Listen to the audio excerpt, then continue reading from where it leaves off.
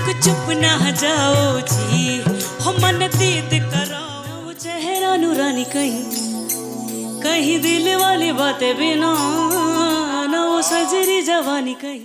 These guys are singing much better than the original track.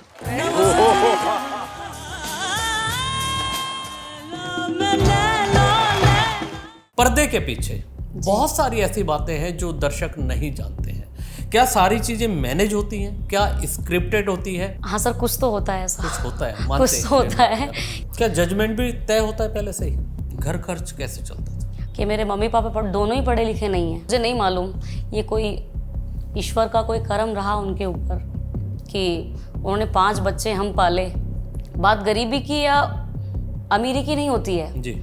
बात होती है कि आपने जहाँ जन्म लिया है ना, उस घर में आपको उन लोगों ने आपको कितना सपोर्ट किया। मेरे मॉम डैड का ना उतना एक नहीं था कि यार लड़की को बाहर किसी बड़े उसमें गवाया जाए, क्योंकि मैं बेसिकली राजस्थानी समाज से बिलोंग करती हूँ। तो वहाँ लड़कियों को कम ही गवाया बजवाया जाता है। हमारा जो समाज है, कहीं ना कहीं से ये बात आई थी कि उनके घर में से कोई उनका बच्चा तो कोई गाता नहीं है, ठीक है, वो गुरुजी बनते हैं तो वो गुरुजी घर में ही गाते हैं। मेरा तैयार होना और डैडी का मतलब उन लोगों को एक सवाल पूरा करना कि आपके घर में से कोई उस जगह पर परफॉर्म नहीं कर सकता है। उस्ताद लोगों को किसी चैनल पे या किसी कहीं गाने की ज़रूरत नहीं है। उनको गाड़ी बंगला कार से कोई लेना देना नहीं होता है सर, क्योंकि वो खुद ही सुर का मारा होता है, सुर का ही फ़कीर होता है वो इंसान। तो मुझे नहीं लगता कि उन 2 शब्दों को ले देने से कोई आपका रैपो घट जाएगा। इसलिए रेणु नागर को उन्होंने खड़ा किया कि मेरी बेटी है, वो अपनी पहचान खुद बनाएगी। प्रकाश नागर के साथ उसका नाम जुड़ा होगा। हाय मर जाएंगे हम तो लुट जाएंगे, ऐसी बातें किया ना करो,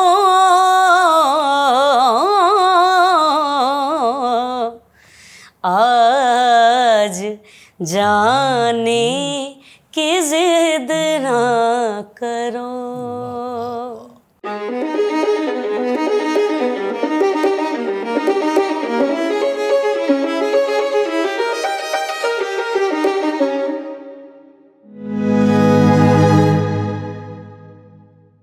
नमस्कार। आज फिर एक बार हमारे पिन पॉइंट के खास शो जुगलबंदी में हमारा प्रयास रहता है, हम कुछ नामचीन हस्तियों को इस शो में लेकर आते हैं, उनसे बात करते हैं, उनके जीवन के उतार चढ़ाव को समझते हैं, अब तक के सफ़र पर बात करते हैं। जीवन में बहुत सारी तकलीफ़ें भी आती हैं और सफलताएं भी मिलती हैं, लेकिन इस बीच में बहुत एक बड़ा सफ़र जो होता है वो जानना बेहद ज़रूरी होता है। जुगलबंदी हमारा यही एक एपिसोड है। इस एपिसोड में आज एक ऐसी शख्सियत हमारे साथ हैं जो अलवर से हैं, एक बहुत छोटे परिवार से निकली हैं और मुंबई की चकाचौंध में सिंगिंग की दुनिया में, गायकी की दुनिया में एक अलग पहचान बनाई। नाम है रेणु नागर। वो आज हमारे साथ स्टूडियो में मौजूद हैं, चर्चा करेंगे, जानेंगे उनके पूरे सफ़र के बारे में। रेणु जी, आपका बहुत बहुत स्टूडियो में स्वागत है। सबसे पहले सर नमस्कार आपके लिए, और मैं तहे दिल से शुक्रिया अदा करूंगी आपका कि आपके प्रोग्राम में मुझे आपने इनवाइट किया, क्योंकि कहते हैं ना कि अपने शहर की बात अलग होती है।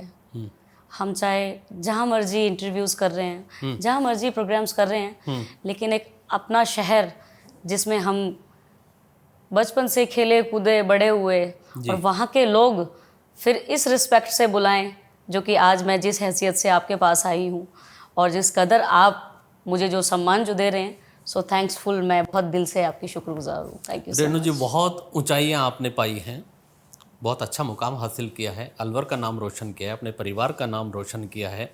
ये ऊंचाइयाँ, ये सफलता मैं समझता हूँ कि इतनी आसानी से नहीं मिल पाती, लेकिन इसके पीछे है ना बहुत बातें छिपी होती हैं उस सफ़र के पीछे। बिल्कुल। मैं आपके परिवार को जानता हूँ, जी गुरुजी के नाम से आपके पिताजी को जानते हैं, प्रकाश नागर जी उनका नाम है। जी। अलवर की संगीत की दुनिया के एक बड़े बादशाह कह सकते हैं अलवर के। बहुत सारे शिष्य उन्होंने तैयार किए हैं। मैं पहले आपके परिवार की स्थिति जानना चाहता हूँ कि किस तरीके से आपके घर में संगीत की शुरुआत हुई। और एक चीज़ इसमें और जोड़ूंगा कि परिवार की जो स्थिति थी वो कैसी थी। मैं फाइनेंशियली की भी बात कर रहा हूँ। बिल्कुल सर, आप बिल्कुल घूम फिर कर एक जो पॉइंट है वो बहुत ही अच्छा पॉइंट आपने प्रश्न आपने किया है मुझसे, क्योंकि सारी बात वहीं आके ख़त्म हो जाती है। कभी कभी हम लोग भी जब बड़ी अच्छी जगह, बहुत एक बड़े अच्छे लेवल पर, चाहे उसके हम कॉन्सर्ट कह सकते हैं या कोई रिकॉर्डिंग हम कह सकते हैं, जब मैं वहाँ आज भी मैं कर रही होती हूँ तो मुझे भी यही आपका सेम प्रश्न मुझे कभी कभी घूमता है दिमाग से कि हम कहाँ से स्टार्ट हुए और कहाँ हम लोग अभी पहुँच गए, जी और आपका आशीर्वाद रहा तो कहीं और भी पहुँच जाएंगे। जी। तो बिल्कुल बहुत ज़्यादा परेशानियाँ रही हैं। मतलब मैं अगर ज़्यादा जो शब्द जो मैं कह रही हूँ वो ज़्यादा शब्द भी कम है, क्योंकि एक तो होता है कि माता पिता जब पढ़े लिखे होते हैं और उनके मम्मी पापा ने उनको पढ़ाया हो तो उनको थोड़ा एक सपोर्ट होता है। तो मेरा शुरू से ही मेरा कंडीशन मेरा ख़राब रहा कि मेरे मम्मी पापा दोनों ही पढ़े लिखे नहीं हैं जी। और अगर उनके पास पढ़ाई है तो पढ़ाई सिर्फ म्यूज़िक की ही थी शुरू से, जो कि वो हमारा एक ख़ानदानी काम रहा है। मेरे दादाजी गाते थे, फिर उसके बाद में उनके जो डैडी थे दादाजी के, वो भी गाते थे। तो हमारे ब्लड में म्यूज़िक है। फिर लेकिन कहते हैं ना कि अगर ब्लड में ही म्यूज़िक है, अगर आपने सीखा नहीं है तो आप अनट्रेन्ड हो। फिर आपको मतलब एक है कि आप गॉड गिफ्ट तो आप कुछ भी गा दोगे, लेकिन आप फिर सुलझे हुए आर्टिस्टों में नहीं गा सकते हो जी। जिनको इनका ABCD मालूम है। समझ सकता तो डैडी ने बहुत मेहनत की। पहली बात तो बेचारे वो पढ़े लिखे नहीं हैं, हम 5 बहन भाई हैं। हूँ। घर खर्च कैसे चलता था? हाँ, मैं उसी आपके पॉइंट पे मैं आ रही हूँ कि शुरू से उन्होंने बहुत मेहनत की। हम 5 बहन भाई हैं और उन्होंने उस समय में मतलब किस तरह से पाला होगा, जैसे मैं जो देखती हूँ, क्योंकि उस समय में ना तो वो पढ़े लिखे हैं और उस समय में बहुत ज़्यादा ना कोई कार्यक्रम होते थे, ना कोई प्लेटफॉर्म था कि उनको आगे सपोर्ट मिलता। तो मुझे नहीं मालूम, ये कोई ईश्वर का कोई कर्म रहा उनके ऊपर कि उन्होंने 5 बच्चे हम पाले। हमें थोड़ा बहुत जितना भी उनसे जो पढ़ाया लिखाया गया, उन्होंने हमें पढ़ाया, एक अच्छी तहज़ीब और तमीज़ दी और एक अच्छा, हमें कहते हैं एक अच्छा म्यूज़िक सिखाया कि ईश्वर की दुआ से मतलब हम लोग जहाँ पे भी परफॉर्म करते हैं वहाँ पर वाहवाही लेकर उठते हैं। ऐसा नहीं कि वहाँ पर कोई नुक्स निकाल देगा कि यार ये गा रही है तो ये अनट्रेंड है, इसको ये मालूम नहीं होगा। तो ऐसा नहीं है और मैं बहुत ज़्यादा दिल से शुक्रगुजार हूँ and I am so lucky कि वो मेरे पापा ही नहीं कि मेरे गुरुजी भी हैं। तो मैं इसके लिए बहुत गर्व फील करती हूँ कि मैंने ऐसे घर में जन्म लिया। देखिए कहते हैं ना कि बात गरीबी की या अमीरी की नहीं होती है जी। बात होती है कि आपने जहाँ जन्म लिया है ना, उस घर में आपको उन लोगों ने आपको कितना सपोर्ट किया, ठीक बात। उन लोगों ने आपको कितना सपोर्ट किया। तो मेरी फैमिली, मैं क्या ही कहूँ आपको सर, मतलब आज तक मुझे सपोर्ट ही करते आई है। मैं इसमें एक चीज़ और जोड़ना चाहूँगा। जी प्रकाश नागर जी, जिन्हें गुरु जी भी कहते जी हैं, बहुत सारे शिष्य उन्होंने अलवर में बनाए हैं और मैंने कई शिष्य तो ऐसे भी देखे हैं, उन्होंने बड़े प्लेटफॉर्म पे जी आपकी तरह से आगे भी बहुत निकले हैं। जी लेकिन उसके बाद मुझे नहीं लगता कि वो प्रकाश नागर जी के आकर के कभी पैर छूते हों, आशीर्वाद लेते हों। कभी ऐसी स्थितियां नहीं आई कि उन्होंने अपने गुरु जी को वो सम्मान दिया हो। अलवर में प्रकाश नागर जी जैसे पहले थे वैसे ही आज नजर आते हैं। बिल्कुल तो वो स्थितियां कहीं फील होती हैं बिल्कुल या सर। इसीलिए रेणु नागर को उन्होंने खड़ा किया कि मेरी बेटी है, वो अपनी पहचान खुद बनाएगी। प्रकाश नागर के साथ उसका नाम जुड़ा होगा। बिल्कुल बिल्कुल सर, आपने ये बहुत ही कमाल बात आपने की है, क्योंकि ये 1-2 जगह मुझे प्रश्न हुए हैं। ये आप ही का सवाल नहीं है जी। काफ़ी जगह मुझे ये हुआ है मुझे प्रश्न कि रेणु जी आपसे पहले भी काफ़ी बच्चों को उन्होंने तैयार किया है, जो कि आपके जैसे ही प्लेटफॉर्म पर जाकर उन्होंने भी परफॉर्म किया है, लेकिन उनका एक सम्मान का नाम कहीं पर भी नहीं है। तो देखिए सबसे पहले आप भी सर जानते हैं इस बात को कि एक अच्छा गुरु कुछ नहीं चाहता, धन दौलत वो कुछ नहीं चाहता है, सिर्फ वो 2 बोल सम्मान के चाहता है कि आज मेरे गुरुजी ने मुझे इस काबिल बनाया या बनाई कि मैं इस काबिल में आज यहाँ खड़ी हूँ या यहाँ खड़ा हूँ। तो मुझे नहीं लगता कि उन 2 शब्दों को ले देने से कोई आपका रेपो घट जाएगा। ठीक बात है। आप चाहे कितने भी बड़े बन जाओ, क्योंकि कहते हैं ना, देखिए एक सही बात किसी ने कही है कि गुरु तो एक ऐसा नाम है कि वो भगवान से भी ऊपर माना गया है। बिल्कुल। क्योंकि उन भगवान के भी कोई गुरु होंगे उस टाइम पे, ठीक है ना। तो ये एक ईश्वर का नाम है, अगर कोई इसको माने, एक भगवान का नाम है साक्षात, तो गुरु तो बहुत बड़ी बात है। तो सर जो मानते हैं वो ठीक है, और जो नहीं मानते हैं तो वो उनकी मेंटेलिटी है। उनका काम है शिष्यों को तैयार करना, और वो करते चले जा रहे हैं, करते चले जाते हैं। अच्छी बात है। जी जी। रेणु, आपके भाई हैं, आकाश है, पंकज है, शेखर है, एक छोटी बहन भी है। और मैं ये देख रहा हूँ शेखर और पंकज, ये तो लगातार शायद आप ही की लाइन में लगातार चल रहे हैं, इसी फील्ड में आपके साथ जुड़े हुए हैं। एक तबले में महारत हासिल है, और एक आकाश ने तो अभी अपना एक एल्बम भी शायद रिलीज किया है आपने ठीक कहा हाल ही में। चलो, ये अच्छी बात है, पूरा परिवार खानदान से जुड़ गया, संगीत से जुड़ गया। जी सर जी। लेकिन सवाल ये है कि रेणु, तुमने म्यूजिक ही क्यों चुना? ये संगीत क्यों आपके लाइफ में आया?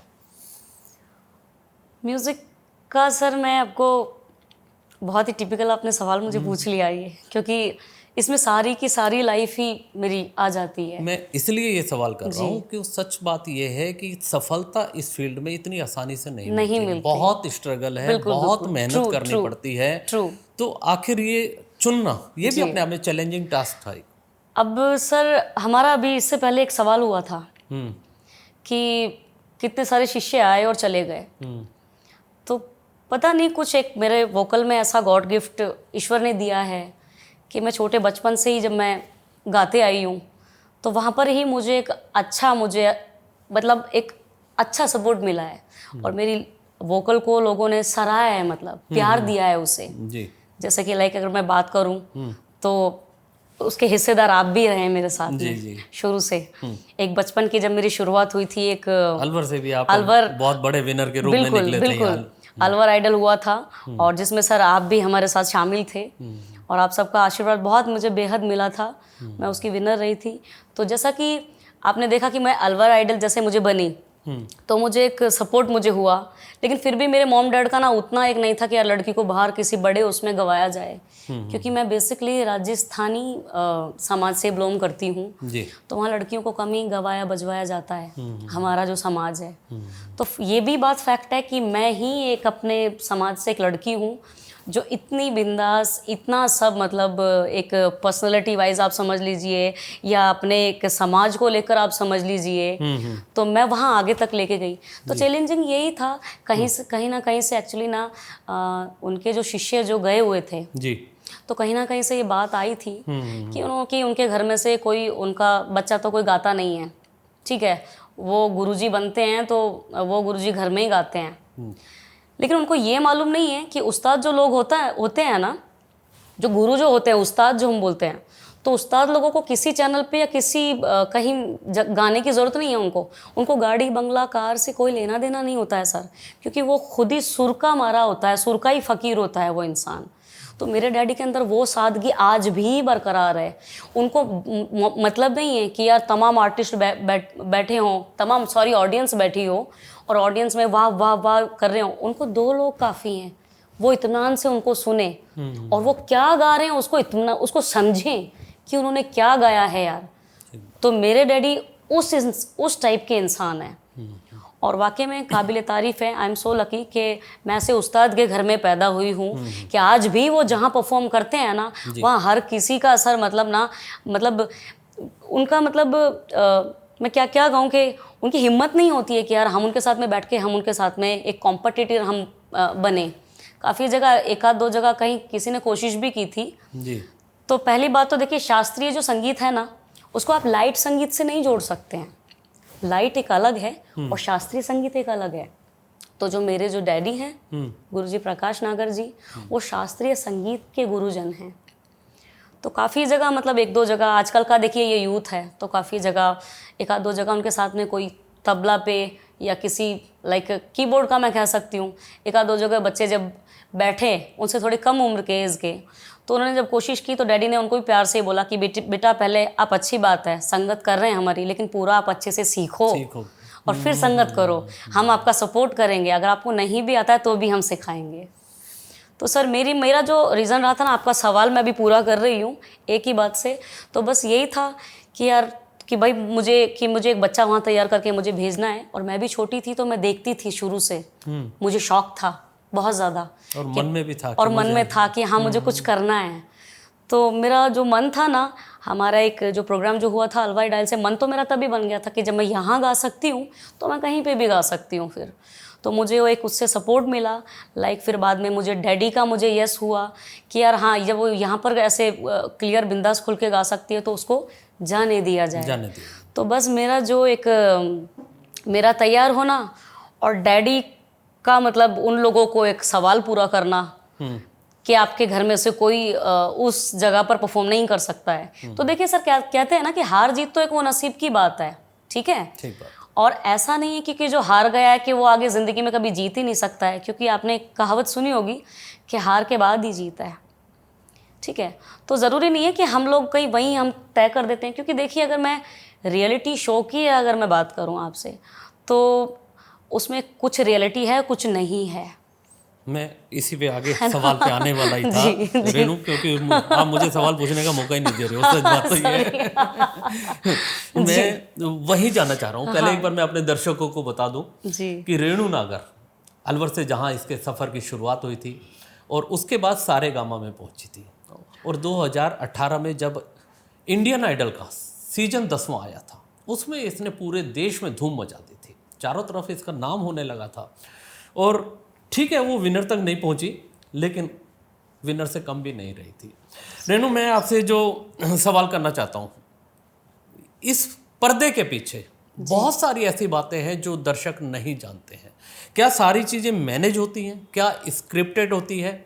और बैकग्राउंड में किस तरीके का माहौल होता है, खासकर लड़कियों के लिए मैं पूछना चाहता हूँ। बिल्कुल सर, ये बहुत टाइट सवाल है, क्योंकि मैं उस जगह से निकली हूँ इसलिए मुझे टिपिकल भी है, क्योंकि मोस्टली अगर मैं मेरी अपनी बात करूँ तो कुछ बच्चों के लिए स्क्रिप्टेड वो है और कुछों के लिए नहीं है। क्योंकि कुछ बच्चे जो सुलझे जो हुए हैं तो उनको मालूम होता है कि मुझे कितना यहाँ पर बोलना है, कितना क्या क्या करना है, तो वो उनको नहीं वो करते, नहीं उनको छेड़ते उनको। क्या जजमेंट भी तय होता है पहले से ही? हाँ, जजमेंट परफॉर्मेंस के ऊपर होता है, लेकिन हाँ कुछ तो होता है कि भाई लाइक अभी जैसे मेरे वाले में शो की मैं बात करूँ, नहीं मैनेज होते हैं जजमेंट, लगता है आपको कहीं? हाँ सर, कुछ तो होता है ऐसा, कुछ होता है, कुछ तो होता है। क्योंकि देखिए क्या होता है, हम लोगों पर बड़ा प्रेशर बना होता है उस टाइम पे ना कि यार मेरा परफॉर्मेंस अच्छा हो जाए। आप समझ रहे हैं मेरी बात को? हम जब कंटेस्टेंट वहाँ होते हैं तो उस टाइम बड़ा प्रेशर बना होता है कि मेरे कॉम्पिटिटर साथ में बने होते हैं, तो कभी कभार हम लोग उधर जज भी करते हैं और कभी कभार नहीं भी नजर वो करते जज, क्योंकि नज़रअंदाज भी करते हैं कि यार ठीक है, जो भी होगा, जो चल रहा है, जो ठीक है, मुझे यहाँ बेस्ट मेरा परफॉर्मेंस देना है, क्योंकि मुझे ये पूरा देश सुन रहा है, मेरा कोई ताल आउट ना हो जाए, मेरा कोई सुर आउट ना हो जाए। आप समझ रहे हैं? आपका फोकस वही होता हाँ, तो हमारा फोकस वहाँ होता है। हाँ, लेकिन ऐसा है, ये बिल्कुल डेफिनेटली है कि कुछ वो स्क्रिप्टेड होता है और कुछ वो नहीं भी होता है। स्क्रिप्टेड अगर मैं बोलूँ तो आपको लाइक जैसे एक हो गया कि कुछ बच्चों के लिए ऐसे बोल दिया गया कि सर अपने जो वहाँ गेस्ट होते हैं, लाइक वो कुछ भी हीरोज़ हो गए या कुछ सिंगर्स हो गए, तो पहले से ही बता देता सर ये बहुत अच्छा परफॉर्म करेंगी या करेगा, तो आपको जैसा सर आपको लगे। तो लेकिन उनके जो कमेंट्स जो उनके होते हैं, वो कमेंट्स उनके वो रियल होते हैं, नेचुरल, वो नेचुरल। हाँ, काफ़ी बार क्योंकि क्या हुआ है ना, अच्छे जो बड़े जो लेजेंड जो आए, कभी बड़े जो जजेस जैसे आए, वो महागुरु में आए, तो उन्होंने काफ़ी बार ना कुछ बच्चों को टोका भी है, उन्होंने रोका भी है। तो मतलब कि मिक्स है। हाँ, कि आपका जो पहला एपिसोड था जी, वो कैसा था? और जब सेलिब्रिटी आते हैं आपके शो में, हाँ, तब किस तरीके की फीलिंग्स आती हैं? मेरा जो सर फर्स्ट जो मेरा परफॉर्मेंस था, हार्ट बीट तेज हुई थी? बहुत ज़्यादा हुई थी बहुत ज़्यादा हुई थी, क्योंकि एक से एक बच्चे मेरे कान के पास में बहुत ही अच्छा गा रहे थे। और आप जानते हैं कि जब पूरे हिंदुस्तान में से जब ये लोग टॉप 12 चुनते हैं, तो कैसे कैसे घरों में से बच्चे, क्रीम बच्चे आते हैं एकदम। तो और कुछ उस्तादों के घर से भी आते हैं जी। जिनमें बहुत बड़े नाम भी हैं।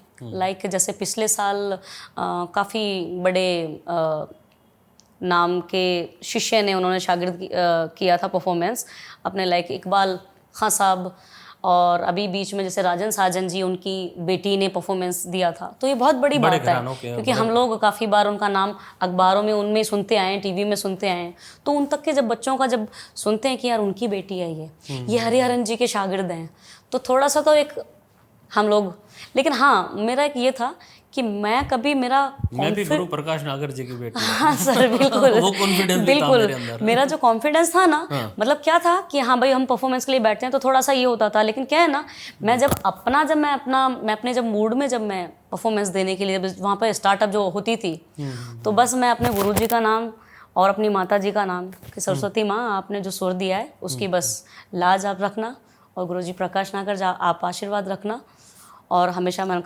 मैं जो अच्छा जो गाती आई हूँ मुझे हमेशा वो हिम्मत देना। और हमेशा से सर ये मेरा रहा है, ये मेरी रियलिटी है कि जब मैं परफॉर्म जब मैं करती हूँ तो 1 मिनट के लिए मेरा आंख बंद मेरा होता है, मैं सरस्वती माँ को और मेरे पापा को मैं देखती हूँ उधर, और उस वक्त बाद मुझे कुछ याद नहीं होता, मैं बस ये सोचती हूँ कि हाँ जितना मैंने सीखा है ना वो मैं यहाँ पर 100% मैं यहाँ पर गा कर जाऊँगी और मैं वही लेकर जाऊँगी। और टचवुड सर आज तक ऐसा हुआ है, मैं इससे पहले सारेगामापा में भी थी, आपको शायद जैसे मालूम हो, तो आपने शायद वो भी परफॉर्मेंस मेरी देखी होंगी। बिल्कुल। तो मतलब ये ईश्वर की बहुत मेरे ऊपर कृपा रही है। उसमें भी आपने देखा था कि हरिहरन जी, पंडित जसराज जी के, मतलब मैं आज तक भी मतलब बहुत, मैं इस वाली बात को मेरी लाइफ का सबसे बड़ा मोमेंट मानती हूँ, सबसे बड़ी मतलब बात समझती हूँ कि इतने मतलब लेजेंड, इतने गुणी, जहाँ मतलब ना क्लासिकल ख़त्म ही हो जाता है, सीरियसली बता रही हूँ आपको, है ना। मतलब वहाँ से प्रेरणा चली आई है ये, है ना। हमारे दाद गुरुजी पंडित भीमसेन जोशी जी, जो कि मेरे पिताजी ने भी वहाँ जाकर कुछ टाइम पे वहाँ पे भी उन्होंने, क्योंकि उनके जो रियल जो गुरुजी थे श्री केशी नागपाल जी, प्राणनाथ जी के शागिर्द, जल्दी एक्सपायर होने की वजह से उनका डैडी का क्लास अधूरा रह गया था, तो डैडी ने उधर भी जाकर अपना क्लासेस वगैरह किया। तो मतलब मैं बहुत बड़ी बात मानती हूँ मेरा लाइफ का ना कि हरिहरन जी आपने देखे होंगे, उसमें मोस्टली अच्छे ही लेजेंड लोग आए थे, उस्ताद गुलाम अली खान साहब, है ना।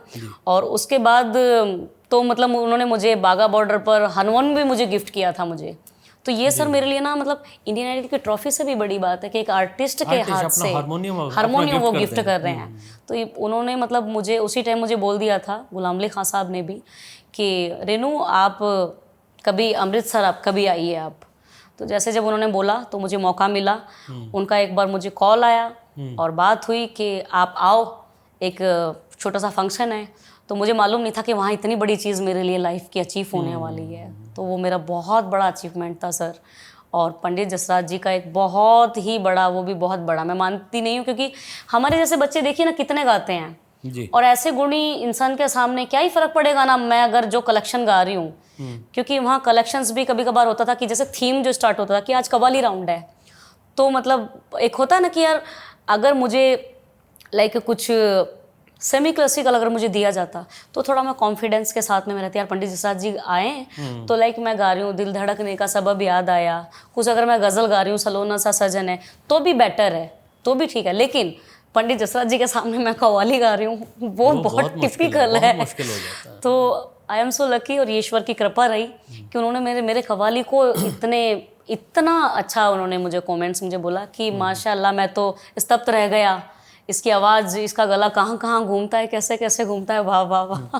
तो सबसे अच्छा एपिसोड था आपका जी, जिसमें आपको भी मतलब खुद को भी महसूस होने लग जाता है कि आज मैं खुद संतुष्ट हूँ जी। स्टैंडिंग ओवेशन भी मिल जाती है और कई बार गर्व भी फील होने लग जाता है। वो पल कौन से थे, कौन सा ऐसा आपने गाना गाया होगा, वो 2 लाइन भी आज हम आपके मुंह से सुनना चाहेंगे, उन लम्हों को एक बार याद करना चाहेंगे जी। यूँ तो सर देखिए मेरे मतलब ना बहुत ही मुझे नहीं लगता कि मतलब, क्योंकि मोस्टली मेरे लाइफ में है ना भगवान ने चाहे थोड़ा सा मतलब भेजा है ना कुछ, लेकिन वो मतलब हमेशा ही अच्छा भेजा है, ऐसा नहीं है। क्योंकि अगर मैं देखो, अगर मैं सारेगामा की ओर अगर मैं जाती हूँ तो वहाँ ऐसी ऐसी हस्तियाँ थी, मतलब वो मुझे बोल रहे हैं, लाइक जैसे अगर मैं हरिहरन जी के मैं बात करती हूँ, उन्होंने मुझे बोला कि शंकर महादेवन सर ने बोला कि हरि भाई लाइक दिस कि आपको ये वॉइस आपको शहर में सुनने नहीं मिलेगी, तो उन्होंने कहा कि ये भारत की आवाज़ है। ये भारत की आवाज़ है। तो ये सर ये बहुत बड़ी बात है। नहीं तो वो गुणी लोग हैं, वो हम जैसे बच्चों को बोल सकते हैं कि ठीक है बेटा आप बहुत अच्छा गा रहे हो और तैयारी करो, ठीक वो हमें ये भी कह ये सकते भी कह हैं। सकते हैं। लेकिन कुछ तो बात होगी ना, कुछ तो हमारे गुरु ने कुछ गुण डाले होंगे जो उनके मुंह से हम इतनी ऐसी एनर्जेटिक बातें, ऐसा आशीर्वाद हम उनसे ले पा रहे थे। तो मेरे लिए मतलब बहुत अच्छा रहा है हमेशा के लिए। गुलाम अली खान साहब के सामने मैंने शायद आई थिंक तू माने ना माने दिलदारा सारेगामा वो पर थीम की के बात साथ कर ही, रहे हैं आप। हाँ, जी। और सारेगामा में लाइक परवीन सुल्ताना जी भी आई थी, उनके सामने मैंने गज़ल गाई थी, अपनी तस्वीर को आंखों से लगाता क्या है, वो भी बहुत लम्हा खूबसूरत था। और अब अगर मैं इंडियन आइडल पे आ जाऊं तो मेरा जो सबसे जो मेरा जो पसंदीदा जो था, क्योंकि सर मैं बहुत सुकून बहुत पसंद करती हूँ, गाने में भागदौड़ बिल्कुल पसंद नहीं करती हूँ। मेरा जो पसंदीदा था वो शुरू का ही मेरा परफॉर्मेंस था, और आज जाने की जिद ना करो। अरे वाह, ये तो हमारा भी फेवरेट सॉन्ग है। आज इसी की 2 लाइनें सुनेंगे पहले आपसे। बिल्कुल बिल्कुल, मैं आपको निराश नहीं करूँगी। जी हालांकि पॉडकास्ट में ये नहीं है। शुक्रिया।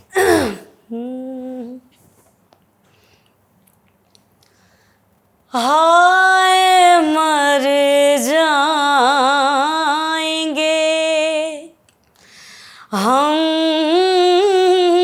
तो लुट जाएंगे, ऐसी बातें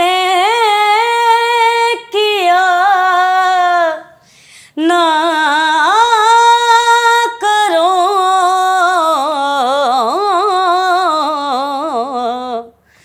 आज जाने की जिद ना करो, यूं ही पहलू में बैठे रहो, यूं ही पहलू में बैठे रहो, आज जाने की जिद ना करो। गजब गजब गजब रेणु जी, बहुत अच्छा लगा। यूं तो बातों का सिलसिला तो खत्म नहीं हो सकता। रेणु नागर है, कोई छोटी मोटी हस्ती तो है नहीं। अरे सर, ये तो सिलसिला यूं ही चलता रहे, बातों का कभी खत्म हो ही नहीं सकता। रेणु नागर आज हमारे बीच आई थी, समय निकाला उन्होंने। जाते जाते रेणु, मैं बस एक सवाल और करूंगा आपसे। बिल्कुल सर, बेशक। बॉम्बे की नगरी में जी कितना सुरक्षित मानते हैं आप? मैं फिर गंभीर सवाल पे चला गया इतने अच्छे मूड के बाद। नहीं नहीं, बिल्कुल बिल्कुल, आपका सवाल भी बहुत जायज़ क्योंकि है। एक युवाओं को भी एक संदेश मिलना चाहिए, बिल्कुल जो बिल्कुल फ्रीली आगे जाना चाहते हैं, इस फील्ड में निकलना जी, चाहते हैं, जी, खासकर लड़कियों की अगर बात करें। जी सर, मैं इस आपके इस सवाल पे एक बात कहना चाहूँगी कि देखिए, कुछ बात अपने हाथ में भी है, और यूँ देखा जाए तो देखिए कोई भी शहर जो है वो सेफ़ नहीं है। यूँ अगर देखा जाए तो कोई भी शहर है वो सेफ़ नहीं है। और अगर हम बॉम्बे की बात करें तो बहुत ग्लैमरस है। आप जानते हैं कि रात दिन भाई बहुत प्रॉब्लम्स हैं, और हम जिस लाइन में हैं वो सेफ़ भी है और अनसेफ भी है। डिपेंड अपने ऊपर करता वो डिपेंड अपने ऊपर करता है कि आप कितना दायरा रखती हैं या रखते हो। आप काम टू काम रख रहे हैं, आप काम से ज़्यादा पार्टियां अटेंड कर रहे हैं, तो वो डिपेंड करता है आप अपने आप पे। तो जैसा कि मेरा खुद का जैसे एक पर्सनल जैसा मेरा मूड है कि मुझे अच्छे ही लोगों में काम करना पसंद है। ठीक है सर, मुझे ना करोड़ नहीं, मैं लाख में मान जाती हूँ। सब मैं एक एग्जांपल बता रही हूँ आपको कि मुझे करोड़ नहीं चाहिए, मैं लाख में कर लूँगी, लाख में नहीं मैं 1000 में कर लूँगी, लेकिन वो लोग अच्छे होने चाहिए जिनके साथ मैं काम कर रही हूँ। और अगर वो लोग अगर अच्छे नहीं हैं, मतलब कि भाई वो अगर हमें वो हानि पहुँचा सकते हैं, तो वो करोड़ों के भी लोग ख़राब हैं। ठीक बात। तो मैं नहीं काम करना पसंद करती हूँ उनके साथ। और आज भी सर ऐसा ही है। और मैं चलते चलते आपको भी मैं यही कहना चाहूँगी कि आप हमारे अलवर के लोग हैं, और थैंक्सफुल कि आपने मुझे यहाँ आने का मुझे मौका दिया। काफ़ी टाइम से हमारा सिलसिला तो चल रहा। हाँ सर, आ रही हूँ और आते आते आज मैं पहुँच तो गई। और लेकिन सर बड़ा ही मुझे मज़ा आया आपके साथ भी, सीरियसली बहुत टाइम बाद मैं ये दिल से, मैं मेरे दिल से निकल रहा है ये कि बहुत टाइम बाद मैं मिली, लेकिन मुझे यहाँ पे खुशी मैं लेकर जा रही हूँ ना, बहुत खुशी मिली आपसे मिलकर। हमें भी अच्छा लगा, long time बाद हमने में। रेणु नागर को बहुत छोटे से रूप से देखा है। आज है तो वो आज भी छोटी, लेकिन एक बड़ी स्टार तो बनी गई है। तो रेणु नागर जी ये बहुत दुआ बहुत है सर आपकी। आपको बहुत बहुत बधाई और शुभकामनाएं। आप यूं ही आगे बढ़ते चले जाएं, अलवर का नाम रोशन करें, परिवार का नाम रोशन करें, Thank you so much. ये हमारी दिल से शुभकामनाएं हैं। Thank you sir. तो आज हमारे इस एपिसोड में इतना ही, दीजिए इजाज़त। अगले एपिसोड में फिर मुलाकात होगी किसी ऐसी ही एक बड़ी शख्सियत के साथ। नमस्कार।